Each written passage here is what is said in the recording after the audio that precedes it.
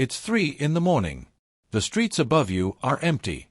But 1.5 meters beneath the asphalt, thousands of machines the size of a finger are welding cracks, sealing leaks, healing your city, while you sleep. This isn't science fiction. Every city you see is an aging body, and for the first time, it's learning to heal itself. In this video, I'll show you who's actually building this technology, what it can already do today, and the hidden problem that could set it back by decades. I'll reveal it shortly. Stay till the end. In 2025, America's civil engineers gave the country's entire infrastructure a grade. The grade AC. The best score ever recorded in the history of this report. Stop and think about that for a second. The best grade ever is still a bare pass. Bringing everything to a genuinely safe state requires $9.1 trillion by 2033. Only a little more than half of that has been allocated. The rest, a $3.7 trillion gap. Bridges aren't faring any better. Of more than 621,000 bridges in the United States, nearly 7 out of 100 are classified in poor condition. Almost half are rated fair, a polite way of saying still holding, but we don't know for how long. The UK is in a similar spot. Inspecting and repairing buried pipes alone costs over £5 billion a year. And most of that budget doesn't go to the repair itself. It goes to digging just to find the problem. It's like having to open up your entire skull just to figure out where a headache is coming from. For a century, this has been the only way we've known how to treat infrastructure. Destroy in order to repair. But a group of British researchers asked a different question. What if, instead of digging, we sent something into the pipes that could move, see, and act on its own? The answer to that question has a name. And it's already at work, right now, beneath the streets of England. They're called Pipebots, a project developed by a consortium of British universities, Leeds, Sheffield, Birmingham, together with engineers specializing in acoustics, robotics, and artificial intelligence. The idea is simple to explain, hard to build. Create swarms of finger-sized robots able to enter a water network through a fire hydrant without touching a single patch of asphalt. Once inside, the robots walk along the pipe walls using legs designed to grip curved, slippery surfaces. They don't work alone, they collaborate. They exchange data, split up sections of pipe to inspect, and, crucially, they can latch onto one another, forming actual mechanical chains, to cover distances no single robot could manage alone. Their primary job today isn't repair yet, it's seeing. They map the state of the network in real time, spotting cracks, corrosion, leaks, things that used to be discovered only after a failure, once water was already flooding a street.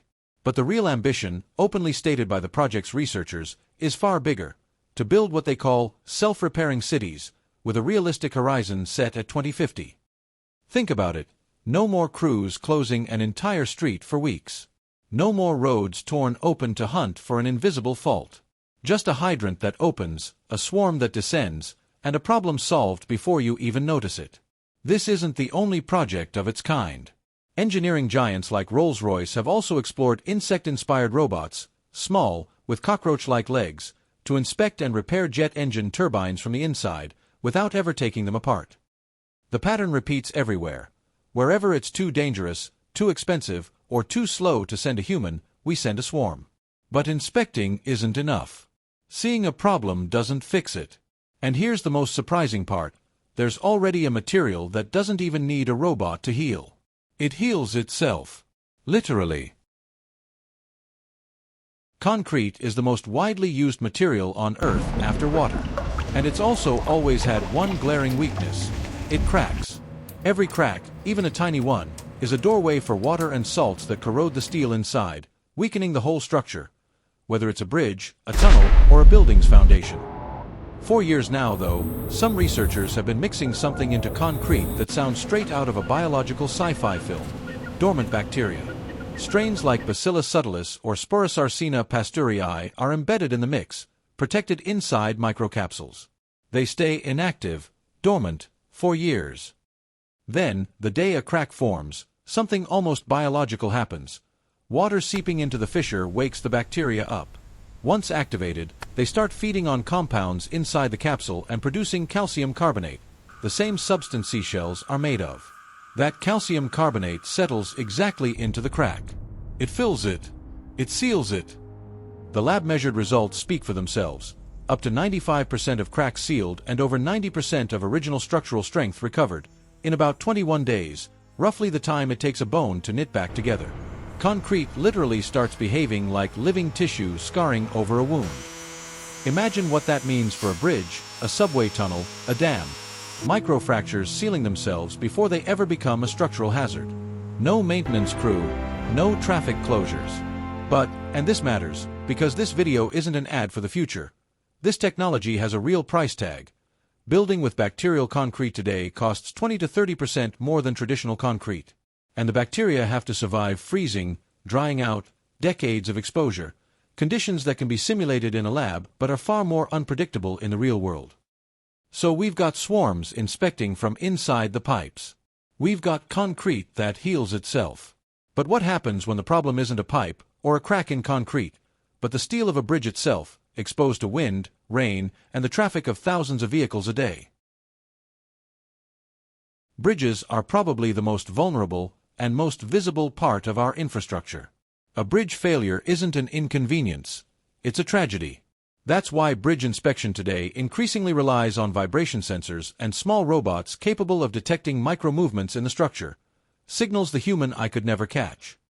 Some research groups are experimenting with swarms of small sensor robots distributed across the structure that collectively monitor the bridge's condition, a bit like a distributed nervous system, where each robot is a single nerve ending picking up on the smallest change and relaying it to the rest of the swarm. The principle is the same as with Pipebots, but applied to exposed steel and concrete. Collective decisions, made by a group of small machines that, on their own, could barely do anything, but together, form a continuous surveillance system that periodic human inspection could never match. Because here's the real point of this whole revolution.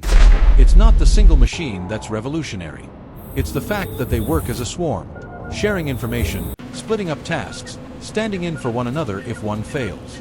A bridge inspected every 6 months by a technician can hide a problem for 180 days. A bridge monitored by a swarm flags it within hours. So far, everything sounds perfect. Swarms that see everything, concrete that heals itself, bridges monitored in real time. But I promised you at the start, there's a hidden problem. And it's time to talk about it. Remember the start of the video? Thousands of robots working underground, while you sleep. There's a detail I left out on purpose. A technical detail, but a decisive one. Underground, inside a pipe made of metal or concrete, radio signals don't get through. GPS doesn't work. Life on the surface takes for granted a smartphone that talks to the cloud in real time. But a finger-sized robot, buried in the dark of a pipe, can't rely on any of that. It doesn't know where it is. It can't call home for help.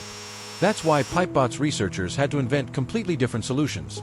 Robots that exchange information through direct physical contact, forming physical chains, or that use acoustic signals to orient themselves, literally listening to the shape of the pipe around them, the way bats use echolocation. It's a problem no glossy presentation ever mentions, because it's not sexy. But it's the reason why, despite decades of research, this technology is still at the prototype and testing stage, not global-scale deployment. And that's not the only obstacle. The bacterial concrete I showed you earlier costs up to 30% more than traditional concrete, a cost no cash-strapped city or municipality can ignore when it has to choose between hundreds of miles of roads to rebuild. Then there's an uncomfortable question that few people want to tackle head-on. If tomorrow thousands of autonomous micro-robots were working, without constant oversight, inside the foundations of our cities, who's checking that they're doing exactly what they're supposed to do?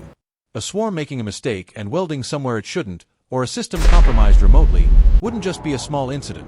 It would be a structural risk spread across thousands of points at once. This is the real reason the self-repairing city revolution won't arrive tomorrow. It's not science fiction pushed back out of laziness. It's complex engineering that has to solve communication, cost, and security all at once before it can scale. But precisely because of that, what's happening today, in labs and early field tests, is even more impressive. Take a step back with me and look at the bigger picture. For 100,000 years, cities have been static objects. Built, then left to decay until someone shows up with a construction crew. What we're witnessing, slowly, with real obstacles, no magic shortcuts, is a shift toward a completely different idea. The city as an organism, able to sense its own wounds and start healing them before anyone even notices. And here's a name you need to know, because it makes all of this far less theoretical than it sounds: self-repairing cities. It's a real research project, led by the University of Leeds together with other British universities, funded with £4.2 million, part of a larger £21 million package for major engineering challenges. Leading the project is Professor Phil Purnell, a civil engineering academic, and his goal, openly stated, leaves no room for ambiguity: to make Leeds the first city in the world fully maintained by robots by 2035, and to bring the whole of the UK to zero disruption from roadworks by 2050. The team split the project into categories with names that sound almost like a spy movie, but real engineering sits behind each one. Perceive and patch, autonomous vehicles that patrol the streets, spotting potholes before they form, stepping in while there's still microcracks invisible to the naked eye. Perch and repair, drones able to land on a roof or a lamppost like a bird would, repairing a broken roof tile by 3D, printing a patch directly onto it, or replacing a burnt-out bulb 20 meters up, with no need for a crane and a ground crew. Plunge and protect, the same philosophy as the pipe robots, applied to underwater environments too, inspecting and repairing submerged infrastructure before the damage reaches the surface. And then there's perhaps the most fascinating category of all: fire and forget. Robots designed to live permanently inside active water mains, never leaving, inspecting, repairing, measuring consumption, flagging anomalies, day after day, year after year, an autonomous, invisible presence built right into the infrastructure itself. One of the project's engineers, Professor Rob Richardson, used a comparison I find perfect for understanding what this future will actually look like. He said these robots will be like urban foxes. You won't see them swarming overhead constantly. They'll show up at specific times, in specific places, do their job, and vanish again. A discreet, non-invasive presence, not a daily drone spectacle over your neighborhood. And here's the objection you're probably thinking of right now. If robots do all this work, what happens to the people who currently do it by hand? The technicians, the workers, the maintenance crews? It's a question the project's own researchers don't dodge. They openly admit it. There will be a real impact on employment. Some jobs will become obsolete. But the vision they put forward isn't less human work, it's different work. Fewer people physically sent into cramped, dangerous pipes, or hoisted 20 meters up on scaffolding. More people designing, programming, supervising, and managing fleets of robots. A shift, in their own words, from risky labor to skilled labor, a win-win, as they put it, between worker safety, more efficient use of public money, and more livable cities. Then there's an economic argument that's rarely told well. The true cost of a broken road isn't just the labor to fix it. It's the traffic that piles up when a street stays closed for weeks. It's the extra pollution from thousands of idling cars. It's the damage that keeps getting worse. A pothole ignored for months becomes a sinkhole. A microcrack in a bridge ignored for years becomes a structural failure. Fixing things early, continuously, and invisibly isn't just more convenient. It's dramatically cheaper over a decade, even accounting for the upfront investment in robotics. And that's exactly where the picture comes together. The pipebots we saw inspecting pipelines, the bacterial concrete ceiling cracks, the sensors watching over bridges, none of these are isolated projects. They're all pieces of the same puzzle, the same goal openly stated by a consortium of real universities. A city that notices it's been wounded and starts healing before a human being ever notices. Not in 2100. Not in some vague sci-fi future. But with a precise date already written into project documents.